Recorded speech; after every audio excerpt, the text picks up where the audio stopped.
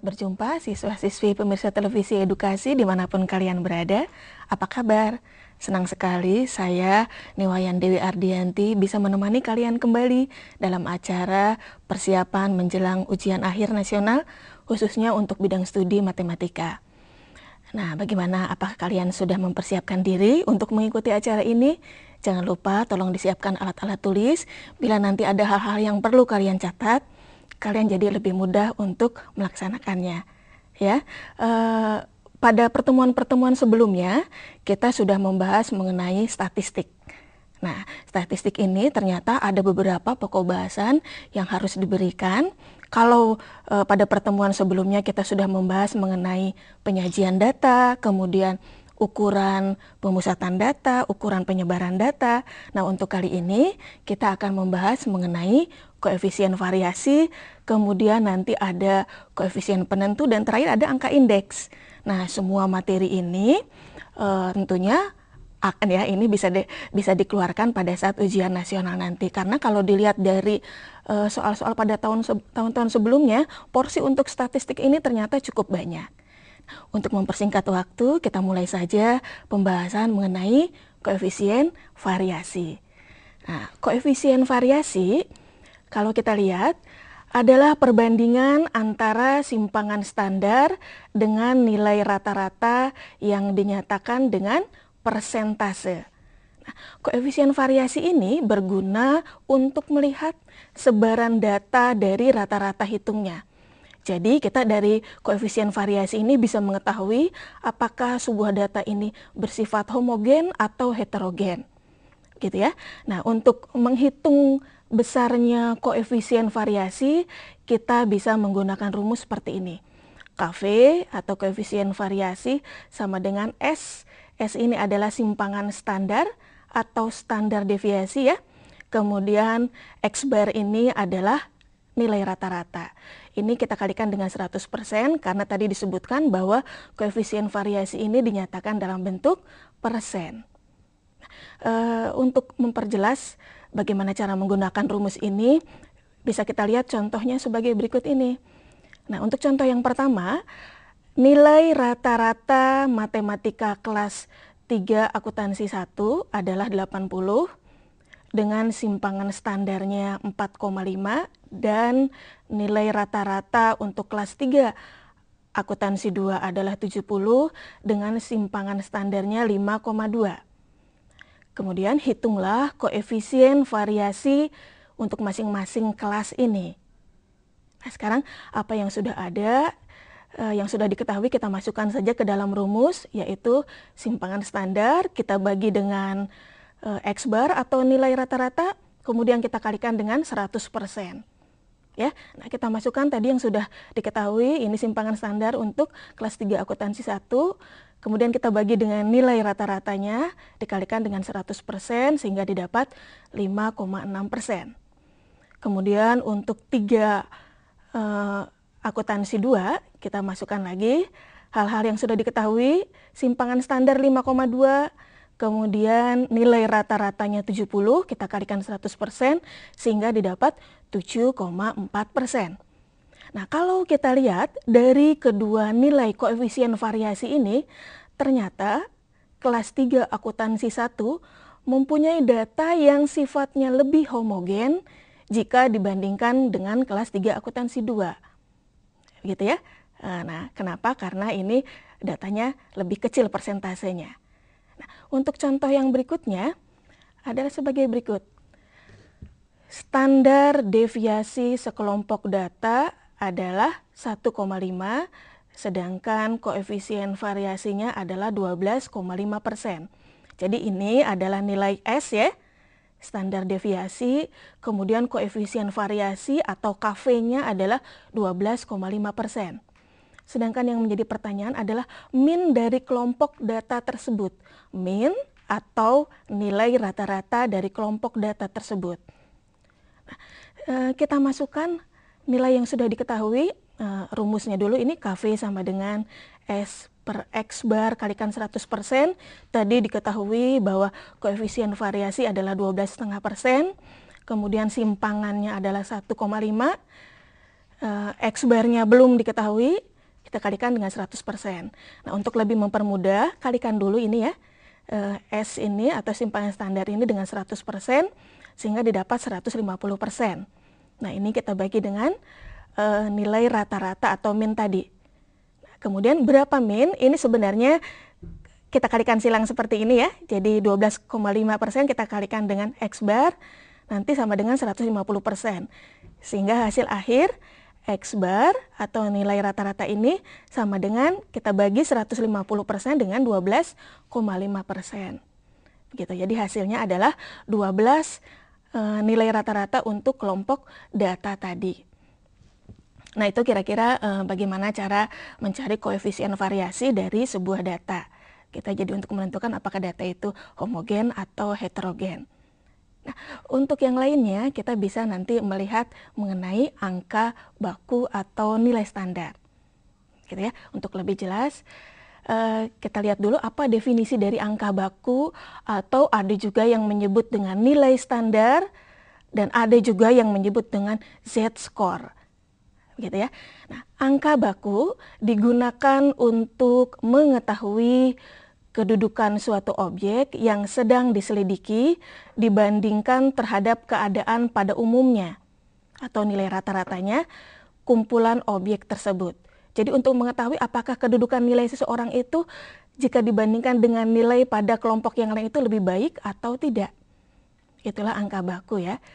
Nah, untuk menghitung angka baku atau nilai standar ini kita bisa menggunakan rumus Z sama dengan X, ini nilai mentahnya, dikurangi dengan X bar, ini nilai rata-rata, kita bagi dengan standar deviasi atau simpangan baku.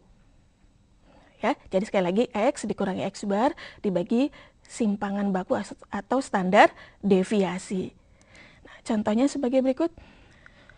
Seorang siswa mendapat nilai matematika 70 dengan rata-rata 60 dan standar deviasi 12.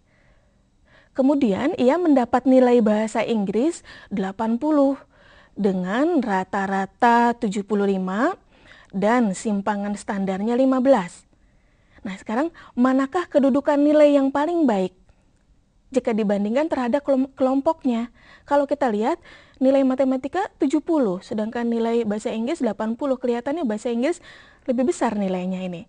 Tapi kita lihat dengan menggunakan Z-score ini mana kedudukan dia yang lebih baik terhadap nilai matematika atau terhadap nilai bahasa Inggris. Ya, jadi kita cari dulu masing-masing. Ini nilai standar atau angka baku untuk matematika. Jadi kita masukkan tadi nilainya adalah 70, ini rata-ratanya, dan ini simpangannya yaitu 0,83 hasilnya.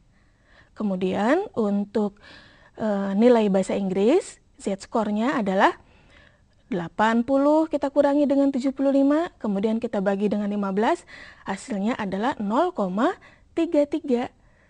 Nah, dari sini kita bisa ambil kesimpulan bahwa ternyata kedudukan nilai matematikanya lebih baik dari nilai bahasa Inggris. Jadi kalau dibandingkan terhadap kelompoknya, mungkin saja dia mendapat nilai matematika 70, tetapi nilai teman-temannya yang lain lebih banyak yang nilainya kurang dari 70. Sedangkan kalau untuk bahasa Inggris, walaupun dia mendapat nilai 80, tetapi mungkin saja teman-temannya yang lainnya mempunyai nilai berkisar di antara 80. Jadi ternyata kedudukan matematika lebih baik daripada kedudukan dalam nilai bahasa Inggris. Nah, itulah tentang angka baku atau Z-score. Bagaimana, cukup jelas? Mudah-mudahan bisa diterima ya, karena nanti ini biasanya sering sekali ini diberikan pada saat nanti. Nah, untuk yang berikutnya kita akan membahas mengenai koefisien, korelasi, penentu, dan yang lain-lainnya. Coba kita lihat dulu ya. Nah ini ada satu lagi ternyata contoh mengenai Z-score ini jika kita hubungkan dengan keadaan yang sehari-hari ya.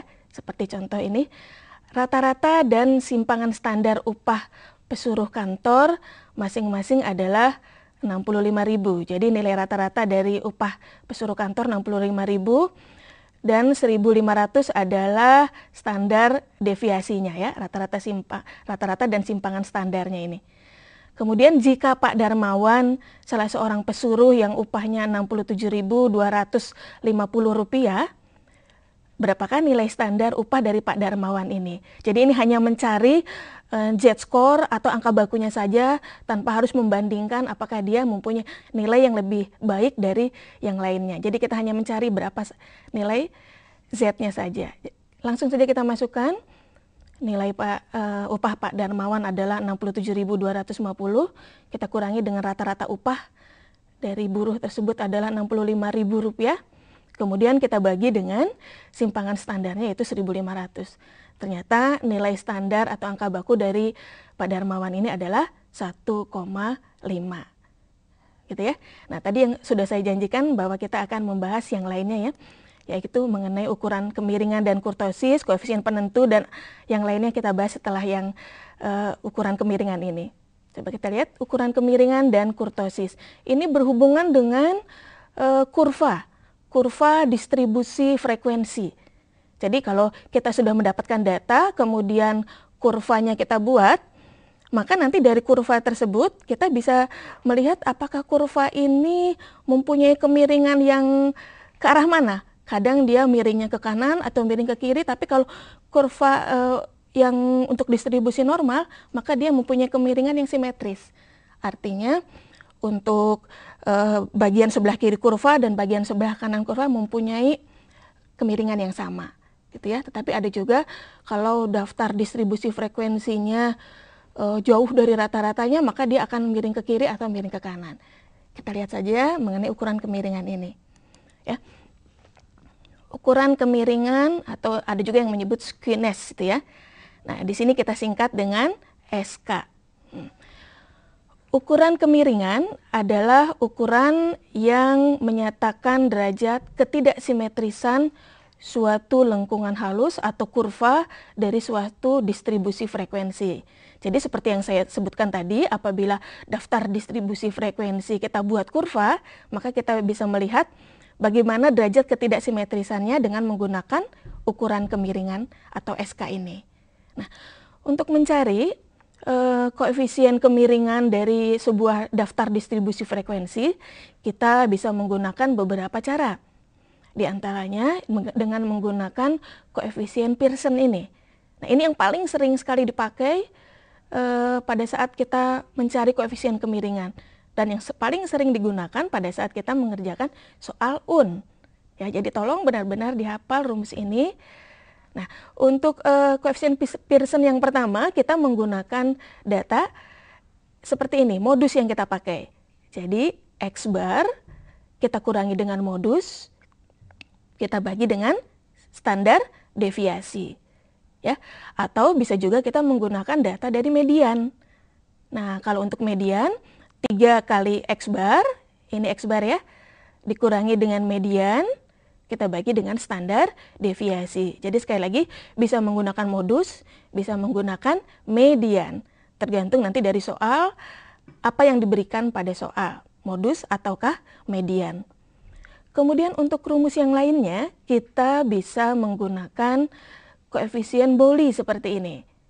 Ya, nah, rumus Bowley ini adalah SK sama dengan Q ini kuartil ketiga, ditambah kuartil pertama dikurangi 2 kali kuartil kedua. Nah, kita bagi dengan ini ya, Q3 dikurangi Q1. Atau bisa juga dengan menggunakan rumus persentil.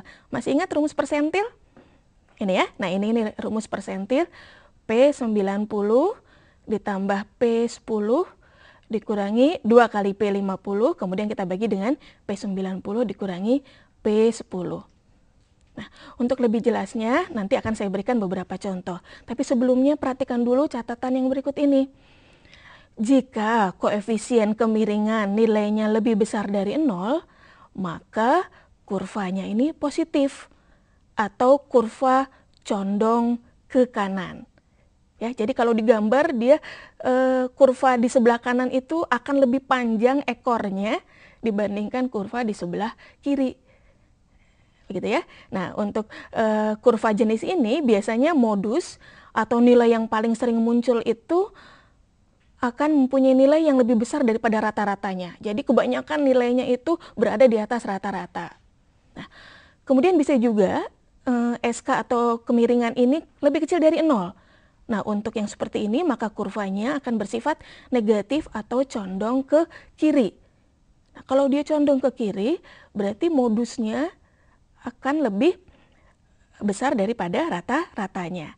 Kemudian yang terakhir, kalau SK sama dengan 0, maka kurvanya akan bersifat simetris. Kalau simetris, berarti yang di kiri dan di kanan mempunyai panjang yang sama, begitu ya istilahnya. Kalau kita gambar nanti dalam bentuk daftar distribusi, kemudian kita gambar dalam bentuk kurvanya. Jadi sekali lagi, ada yang lebih besar, ada yang lebih kecil, ada yang sama dengan 0. Kalau lebih besar kita sebut condong ke kanan, kalau yang lebih kecil kita sebut condong ke kiri, dan kalau sama dengan 0 kita sebut simetris.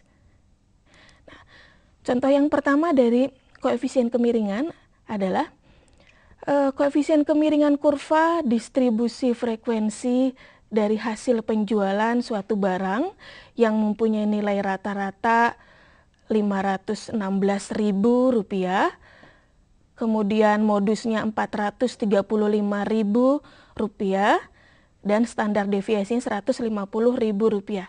Jadi berapakah koefisien kemiringan dari kurva ini dengan data-data yang sudah diketahui? Nah, kita masukkan saja yang sudah ada ke dalam rumus. Ternyata karena di sana diketahui modus, maka kita menggunakan rumus koefisien persen dengan modus ya. Jadi kita masukkan X bar, kita masukkan modus dan standar deviasi atau simpangan standarnya. Nah, dimasukkan 516, kemudian 435.000 modusnya, kita bagi dengan simpangannya 150.000, sehingga didapat hasilnya adalah 0,54. Nah, berarti apa sifatnya? Ternyata dia mempunyai kurva yang condong ke kanan. Mengapa? Karena nilainya SK lebih besar dari 0. Ya, betul. Untuk contoh yang kedua, kalian bersabar dulu. Siapkan dulu alat-alat tulis lagi, nanti kita lanjutkan setelah jeda yang berikut ini.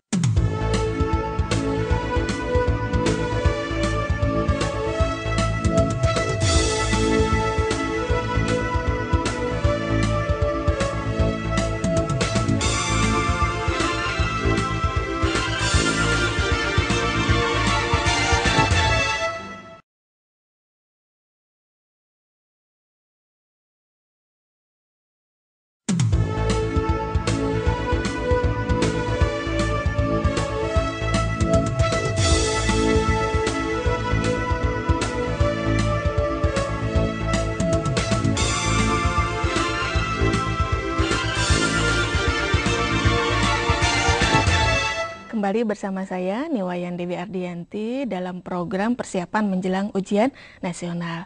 Nah, tadi kita sudah bahas mengenai koefisien kemiringan dengan beberapa rumus yang diberikan ya. Di antaranya koefisien persen dan koefisien Boli. Untuk koefisien persen tadi sudah diberikan satu contoh. Nah, kita lihat contoh yang kedua. Kalian sudah siap? Kita mulai ya. Untuk contoh yang kedua, dari suatu distribusi frekuensi diketahui modus 15,5 dan simpangan bakunya sama dengan 4,5. Jika koefisien kemiringan kurva distribusi frekuensi tersebut 0,8, berapakah nilai rata-rata dari data tersebut?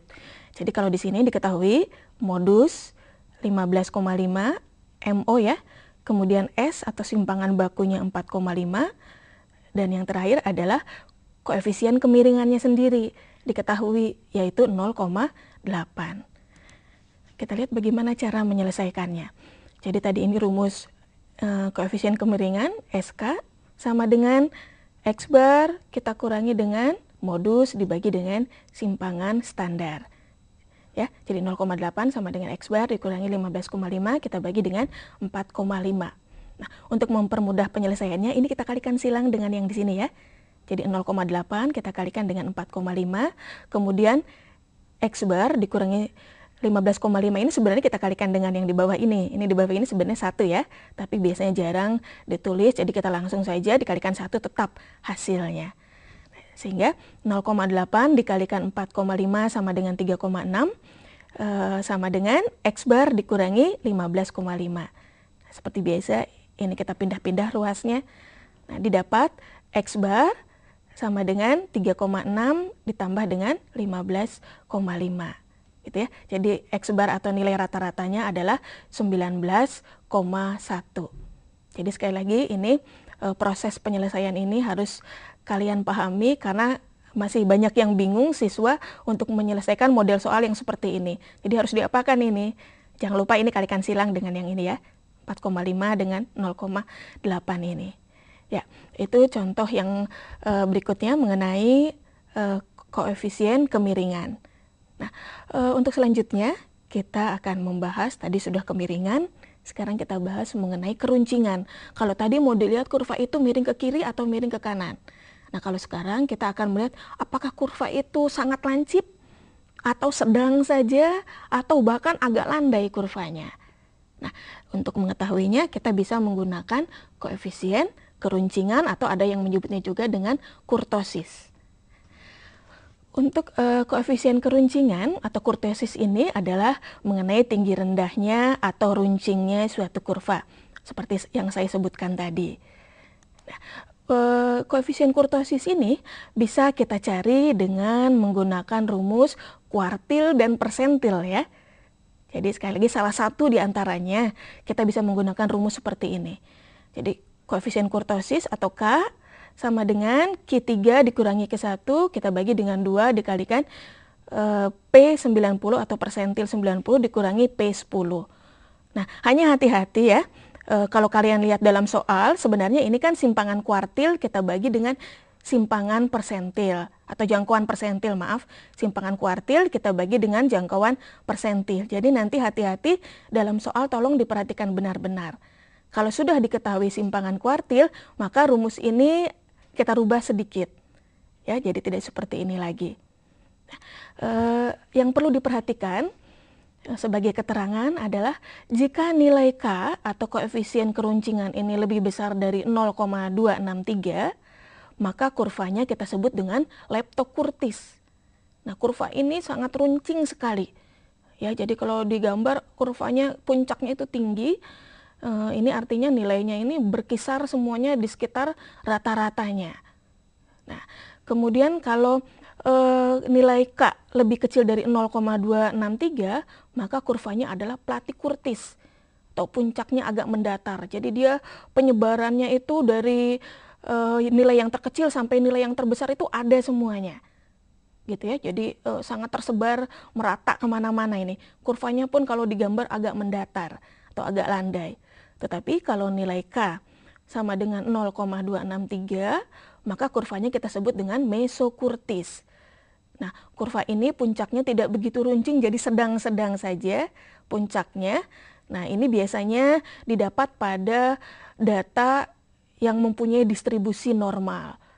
Begitu ya, jadi untuk nilai rata-rata cukup banyak, tetapi nilai yang di bawah dan di atas rata-rata pun ada, tetapi tidak terlalu sebanyak nilai yang berkisar di antara rata-ratanya.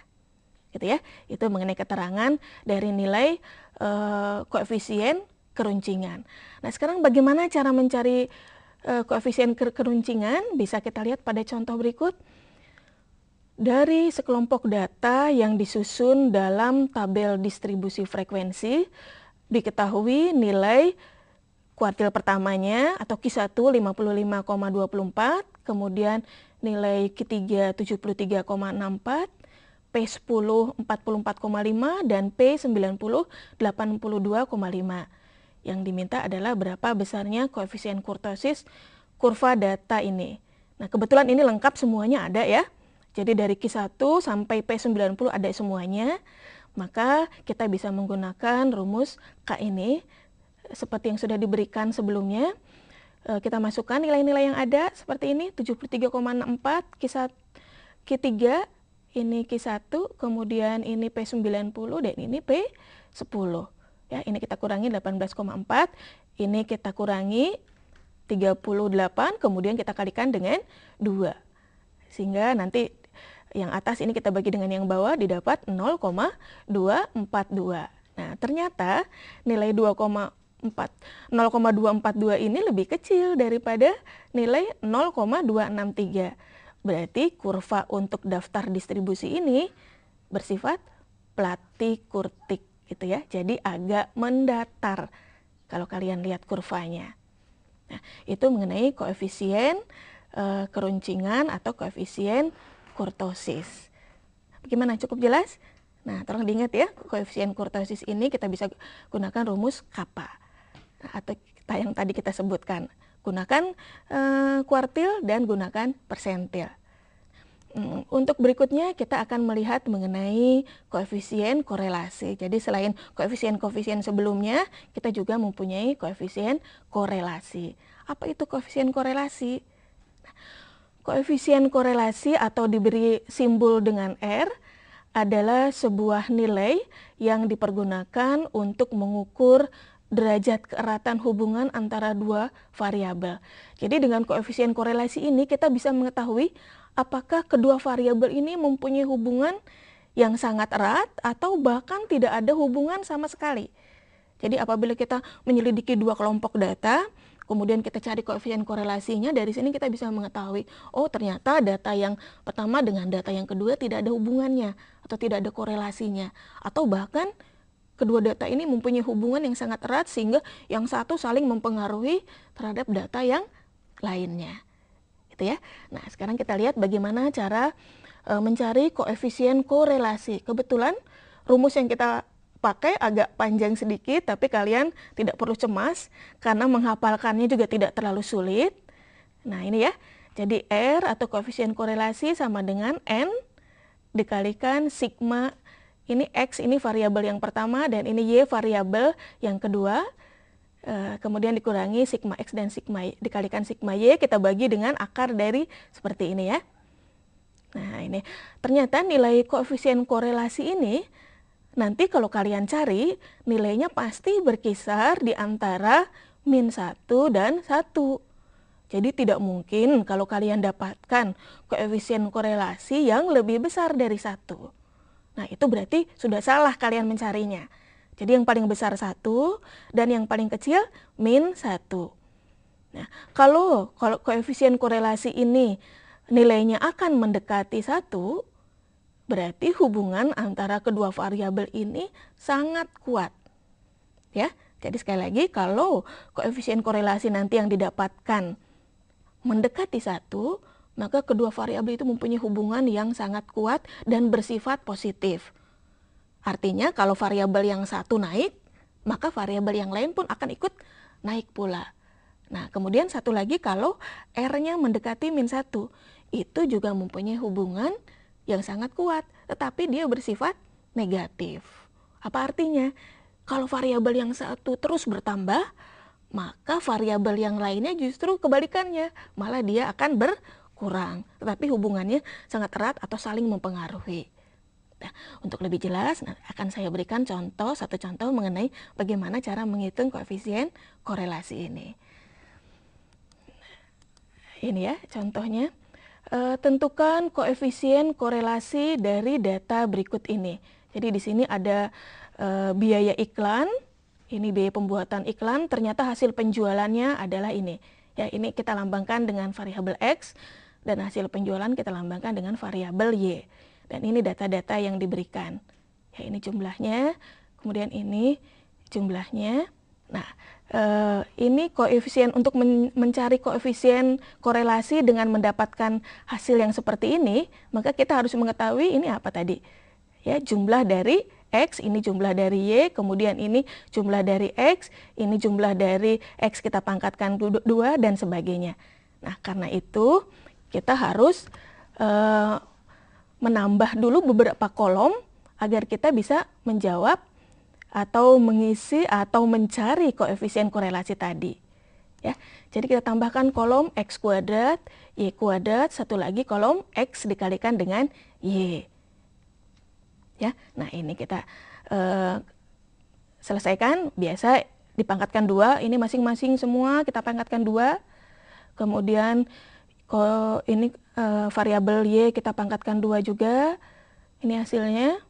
Kemudian kita kalikan variabel X, kita kalikan dengan variabel Y, ini hasilnya, dan ini jumlah yang didapatkan. Nah, kalau sudah kita ketahui semuanya, baru kita masukkan ke dalam rumus yang tadi kita sudah lihat. Ya, ini setelah dimasukkan seperti ini. Nah, semuanya ini dimasukkan, hasilnya jangan lupa ini sigma X pangkat 2. Ya, hati-hati ya. Bukan sigma X kuadrat, tapi sigma X kita pangkatkan 2. Nah, ini kemudian kita kerjakan, ini kalikan dulu, kurangi, ini didapat, kemudian sama, ini kalikan, kemudian pangkatkan 2, kurangi, ini hasilnya. Ini juga, nah R kita bagi dengan, sama dengan 1378, kita bagi dengan hasil dari akar ini, sehingga didapat nilai R atau koefisien korelasinya 0,996. Kalau dilihat dari sini ternyata ini hampir mendekati 1. Karena itu biaya iklan dengan hasil penjualan ini ternyata mempunyai hubungan yang sangat kuat. Ya, mengapa? Karena dia hampir mendekati 1. Bersifat kuat, kemudian positif. Jadi kalau biaya iklan naik, maka hasil penjualan pun akan ikut naik. Nah, itu konsekuensinya. Nah, itu ya, di sini seperti yang disebutkan di sini. Artinya hubungan biaya iklan dan hasil penjualan sangat erat dan bersifat positif. Kenaikan biaya iklan pada umumnya akan menaikkan hasil penjualan. Nah, itu mengenai koefisien korelasi yang melihat bagaimana hubungan keeratan antara dua buah variabel.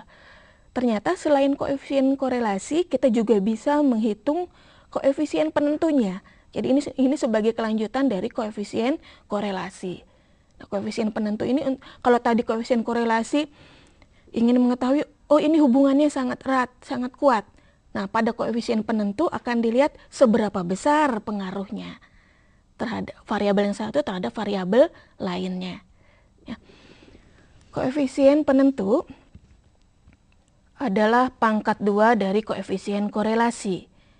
Koefisien penentu berguna untuk menyatakan berapa besar pengaruh hubungan kedua variabel.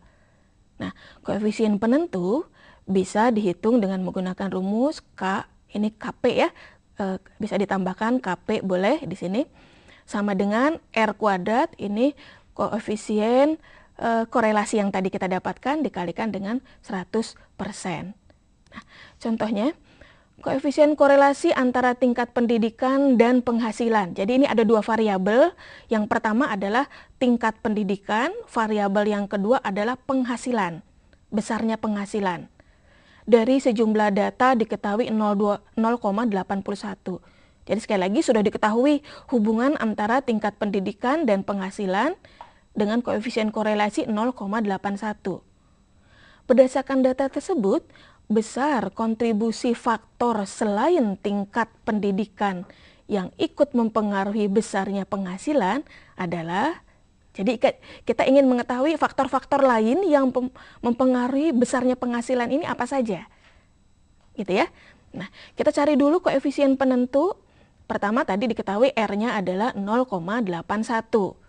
Kemudian koefisien penentu bisa kita cari, dipangkatkan 2, koefisien korelasi kita kalikan dengan 100%, hasilnya adalah 65,6%. Nah, dari sini bisa diambil kesimpulan bahwa besarnya kontribusi tingkat pendidikan terhadap penghasilan adalah 65,6%.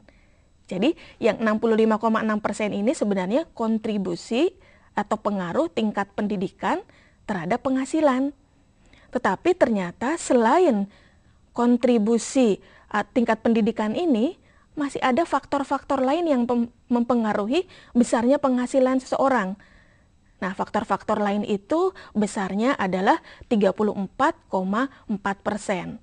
Jadi apa saja faktor-faktor lain ini? Ya bisa saja kualitas dia bekerja, kemudian sikapnya, begitu ya, itu juga bisa mempengaruhi berapa besarnya penghasilan seseorang. Mungkin seperti itu. Tetapi yang jelas, kalau tingkat pendidikan dia mempunyai pengaruh 65,6%.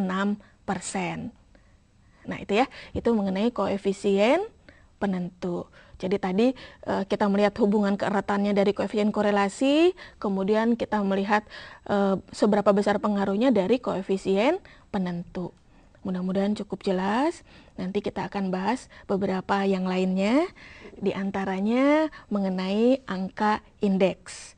gitu ya. Tetapi sebelum kita membahas angka indeks, coba kalian lihat-lihat lagi yang tadi soalnya ya. Kalau ada yang belum jelas, coba nanti dipelajari kembali.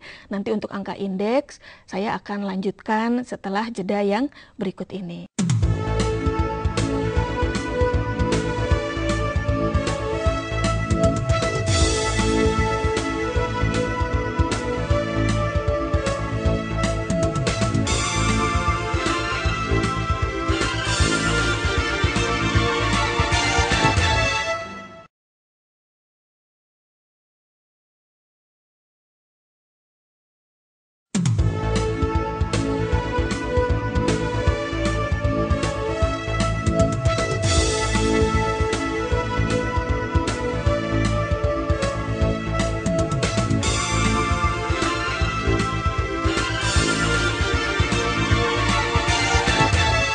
Masih bersama saya dalam pokok bahasan mengenai statistika. Nah, tadi saya sudah membahas mengenai koefisien korelasi dan koefisien penentu. Nah, untuk yang berikutnya ini kita akan melihat apa yang dimaksud dengan angka indeks. Nah, angka indeks ini biasanya diberikan paling terakhir ya di statistik ya. Dan baru beberapa tahun ini angka indeks diberikan pada saat UN. Mudah-mudahan kalian sudah mempelajari mengenai angka indeks ini. Nanti kalau ada soal di depan, kalian bisa mencobanya. Kita mulai saja pembahasan mengenai angka indeks ini. Angka indeks didefinisikan sebagai suatu perbandingan atau rasio antara dua atau lebih variabel atau data yang berasal dari dua periode atau lebih. Nah, salah satu periode kita jadikan sebagai periode dasarnya. Jadi ini untuk melihat perubahan dari satu periode ke periode yang lainnya. Sebenarnya itu angka indeks. Ya, jadi kita ingin mengetahui apakah dalam periode berikutnya harga atau kuantitas barang yang dijual menurun atau tidak, itu bisa dilihat dari angka indeks. Nah, angka indeks ternyata ada beberapa macam. Ada angka indeks tunggal dan ada angka indeks gabungan. Nah, untuk angka indeks tunggal, angka indeks yang perhitungannya didasarkan pada satu jenis barang atau komoditas. Jadi, kalau pada angka indeks tunggal ini, yang dilihat hanya satu jenis barang saja. Gitu ya, hanya satu jenis barang saja, tidak untuk barang-barang yang lainnya. Jadi, yang diperhatikannya itu hanya satu komoditas saja. Untuk mencari angka indeks tunggal, maka kita bisa menggunakan rumus diantaranya angka indeks harga atau biasanya diberi lambang P. Kita gunakan rumus PO,N ini sebenarnya ya. Ini menunjukkan tahun yang dijadikan atau periode yang dijadikan periode dasar, ini yang mau dibandingkan. Begitu ya. Jadi jangan lupa untuk periode dasar pada perbandingan kita simpan di bawah karena dia sebagai pembandingnya. Nah, yang di atas yang mau kita bandingkan, tahun atau periode yang mau kita bandingkan. Jadi sekali lagi untuk angka indeks harga kita gunakan rumus PON sama dengan PN, kita bagi dengan PO kalikan dengan 100%. Nah, selain indeks harga, ada juga indeks jumlah atau kuantitas. Q di sini ya, kita kasih simbol Q. Q O N adalah QN seperti sama seperti harga tadi, kita bagi dengan jumlah pada tahun atau periode dasarnya, kita kalikan dengan 100%. Kemudian yang terakhir adalah angka indeks nilai atau kita beri simbol dengan V. Nah, V ini sama, kita bagi V yang mau kita cari, indeksnya kita bagi dengan periode atau tahun dasarnya. Hanya yang perlu kalian ingat bahwa untuk mendapatkan angka indeks nilai ini biasanya kita kalikan lebih dulu antara harga dengan kuantitas barangnya. Gitu ya. Jadi sekali lagi untuk mendapatkan V kita kalikan harga dengan kuantitasnya. Nah, berikutnya saya akan berikan contoh mengenai angka indeks tunggal ini. Tabel di bawah ini menunjukkan hasil penjualan pakaian pada sebuah butik dari tahun 1998 sampai dengan tahun 2000. Jadi ini hanya pakaian ya yang kita lihat harganya. Nah, di sini untuk pada tahun 1998 harganya dalam ratusan ribu, itu 9. kemudian potongan yang terjual 450. Jadi ada 900.000 harganya, sedangkan jumlah potongannya adalah 450. Demikian juga pada tahun 1999 dan tahun 2000. Nah, sekarang yang diminta berdasarkan data tersebut, jika tahun 1998 sebagai dasar, jadi tahun 98 yang kita jadikan periode dasar, maka angka indeks harga tahun 1999 adalah, nah, jadi ini kita bandingkan harga pada tahun 99 dengan pembandingnya adalah harga pada tahun 98. Nah, kita kalikan ya dengan 100%. Ini tadi harganya 12 pada 99, kita bagi dengan 9 pada tahun 98, kalikan 100%, jadi angka indeks harga untuk tahun 1999 adalah 133,3%. Berarti dia mengalami kenaikan sebesar 33,3%. Ya, itu mengenai angka indeks tunggal. Nah, selain angka indeks tunggal dengan contoh yang barusan saya berikan, saya akan memberikan satu contoh lagi. Nanti kita lihat apa yang ditanyakan, apakah indeks jumlah atau indeks nilai, ya, supaya ada sedikit perbedaan. Nah, yang contoh berikutnya, harga dan kuantitas sejenis barang yang terjual di pasar induk tahun 2004 adalah sebagai berikut. Ya, ini jadi bulannya pada tahun 2004 ini Januari, Februari, Maret. Kemudian ini harga pada tahun 2004 bulan Januari, ini bulan Februari dan bulan Maret, ini kuantitas barang yang terjual. Ya, sekian, dan nilainya. Nah, nilai ini seperti yang tadi saya katakan didapat dari mengalikan harga dengan kuantitas. Ya, ini kita kalikan sehingga didapat seperti ini, 36.000, harga 1.000 kita kalikan dengan kuantitas 40.000, ini kita kalikan 60.000. Begitu. Yang diminta angka indeks nilai untuk bulan Maret ternyata. Yang diminta berdasarkan indeks bulan Januari. Jadi kalau kita lihat ini Maret dengan nilai 60.000, kemudian yang diminta periode dasarnya adalah bulan Januari yaitu 36.000. Ya. Nah, maka angka indeks nilai untuk bulan Maret dengan periode dasar bulan Januari adalah, saya pakai simbol ini saja ya, huruf awal dari bulan tersebut. Jadi nilai dari bulan Maret 1.200 kita kalikan dengan 50, kemudian pada bulan Januari 800 kita kalikan 45. Nah, ini kita kalikan 100%, maka hasilnya adalah 166,7%. Ya, itu mengenai angka indeks tunggal. Nah, selain angka indeks tunggal, tentu juga ada angka indeks gabungan. Kalau pada angka indeks gabungan, kita tidak melihat satu jenis barang saja, tetapi beberapa jenis barang yang kita perhatikan. Nah, angka indeks gabungan, nah ini ya, disebutkan bahwa angka indeks yang perhitungannya didasarkan pada berbagai macam barang atau komoditas dalam satu pengelompokan. Jadi didasarkan pada berbagai macam barang. Untuk angka indeks gabungan ini sebenarnya ada dua. Yang pertama adalah angka indeks gabungan tidak ditimbang. Kemudian satu lagi adalah angka indeks gabungan yang tertimbang.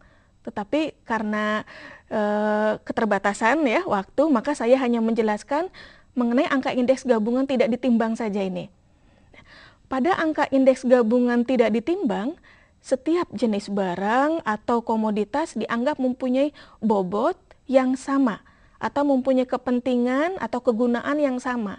Jadi semua barang pada angka indeks gabungan tak tertimbang ini mempunyai kepentingan yang sama. Jadi semuanya diperhitungkan sama.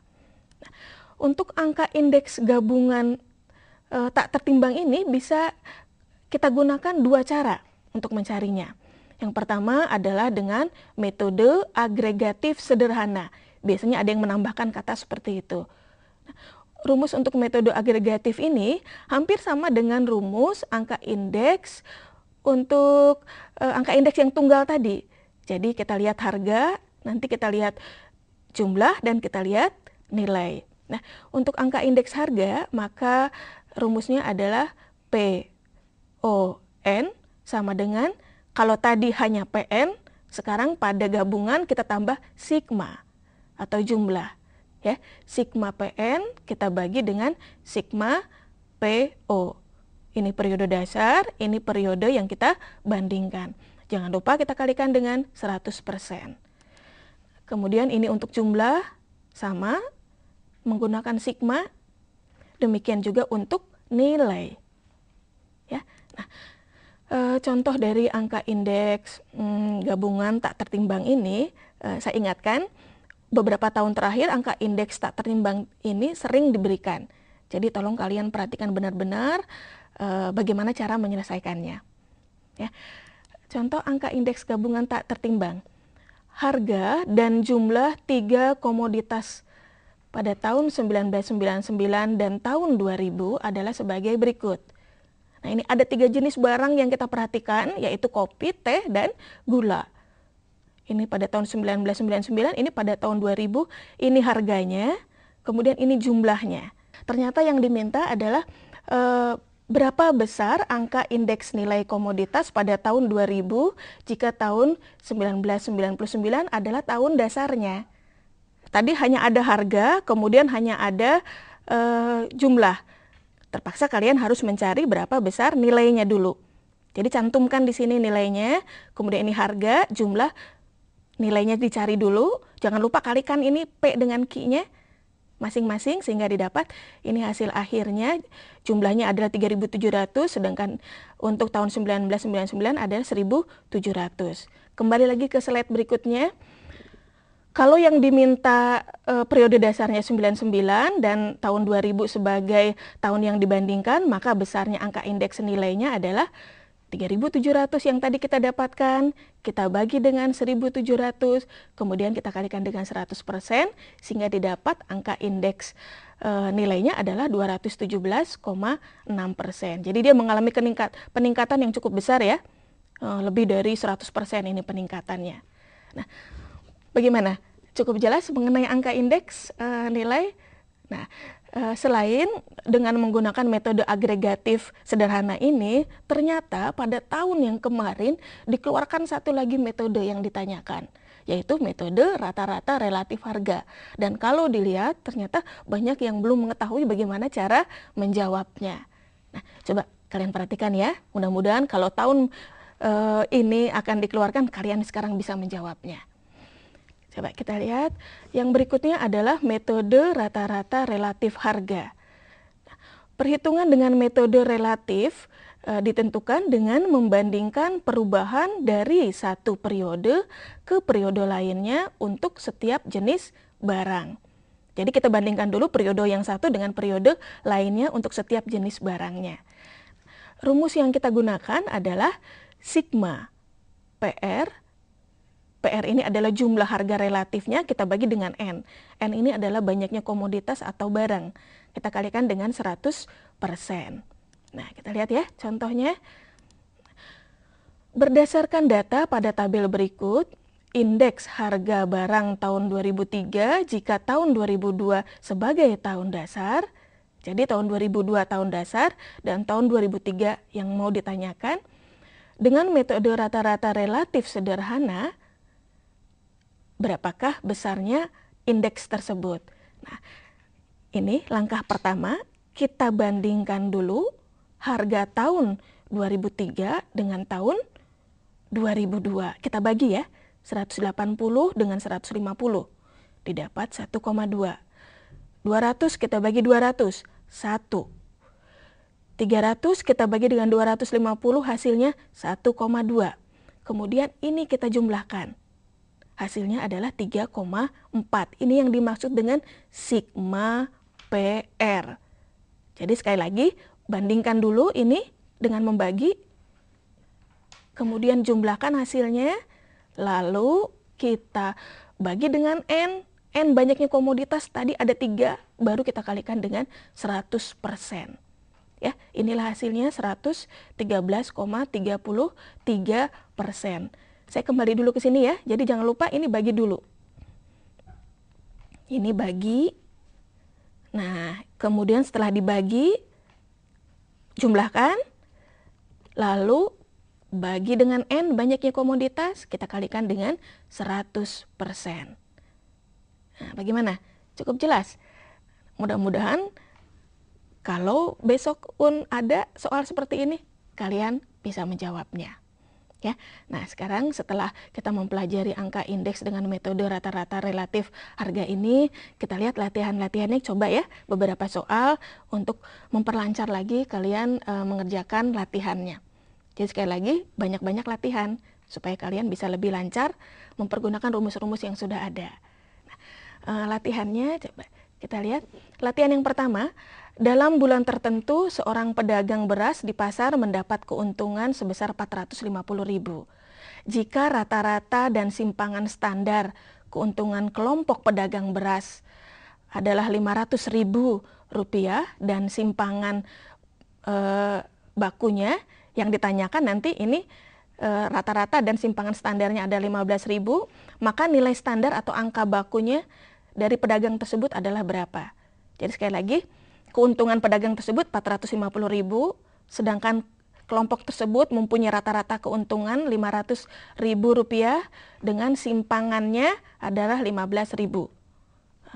Maka ini adalah soal dari Z-score atau soal dari nilai standar. Ya, jadi ini rumusnya X kita kurangi dengan X bar, kita bagi dengan simpangan baku.